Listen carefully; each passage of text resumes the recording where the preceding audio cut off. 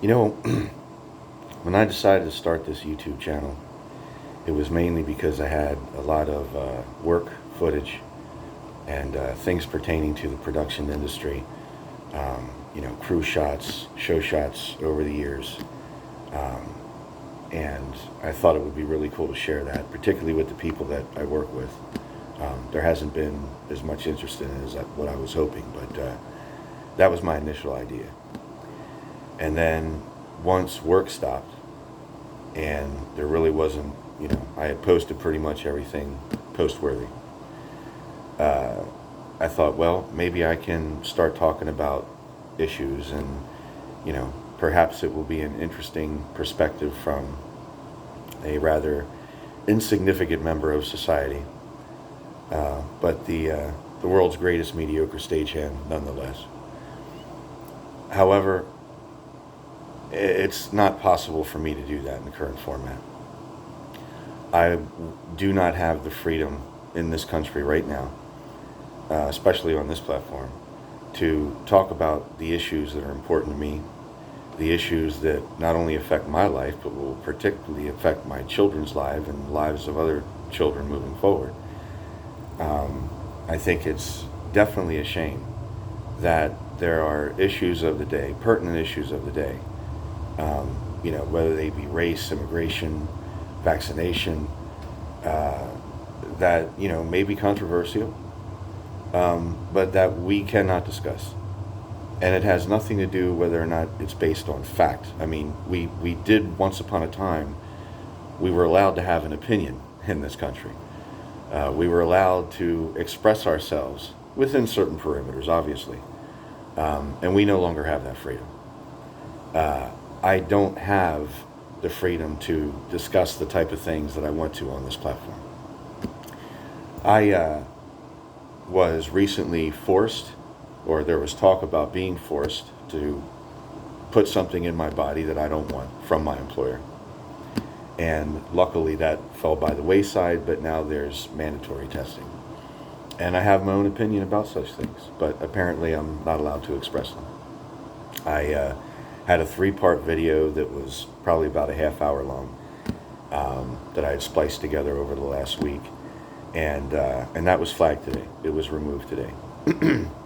So I'm not sure what statement I made, or maybe it was the discussion altogether that is not permissible and verboten. But I'm to the point now where it's like, moving forward, I don't know what the purpose of this channel is going to be. I mean, there's unless you're willing to talk about puppies, kittens, goldfish, and turtles, I don't really understand what you could post that would be permissible and not controversial, particularly if you were talking about your own opinion pieces, which I don't see why they're such a problem with. It takes a lot to put yourself out there, whether it's a Facebook post or whether it's a YouTube video or whatever. Anytime you're putting your face and your thoughts and feelings out there, you're really putting yourself out there in this day and age, particularly when everyone's uber sensitive and looking for something to rant and rave about. Particularly if you're surrounded by man children, it's even more probability somebody's going to take something and run 5 miles down the road with it. I had the idea of going to some of the venues that I work, particularly here in town. I live in a very historical town, very historical union town when it comes to production and entertainment. And I thought it would be nice to go through the different venues that I work at and, give a little bit of history about my own personal history with them and stories and such. But then you got to worry about, if somebody would, I don't know, take it to the company and try and make a big deal. Oh, this guy, blah, blah, rah, rah. And it's like, it's to the point to where you can't really do much of anything without somebody having an issue with something. I mean, it's just absolutely ridiculous what we've become in this society. And everyone just seems okay with it. Certainly nobody has the balls to try and do anything about it or speak out against it or rally against it or whatever. That just doesn't happen. We accept what we're given and we take it like, It's just incredible. So, I don't know. As I go to start another day in an industry that is increasingly blurred for me in the future because of the things that I know I may be expected to do that I'm not willing to do.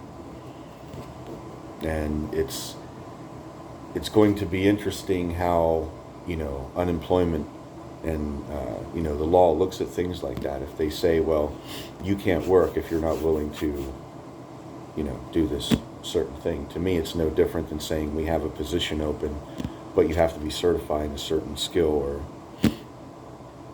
certain competency. How is that any different?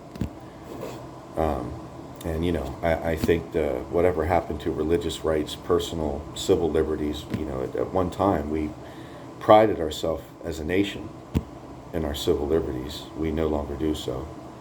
And even I myself have always tried to, speak my mind, whether it was popular or not, whether the sitting authorities liked it or not, and whether it was, again, a Facebook post or a union meeting, I always had a lot of pride in myself that I tried to say what needed to be said,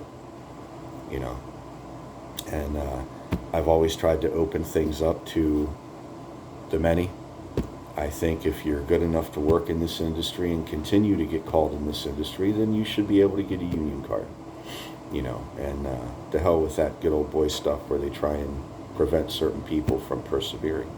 That negatively impacts people's lives, indefinitely. So I've always felt that people should be able to have the opportunity to advance and persevere in the industry like I did. And it's sad to see, that not be the case in so many places. And then, of course, I was very proud in being involved in chartering a local, but 501 has been a tremendous disappointment. It's basically a local in name only, and every month we meet to see who's paid and who's not and all this stuff, but it has nothing to do with whether or not someone will get called for work. It has nothing to do with anything.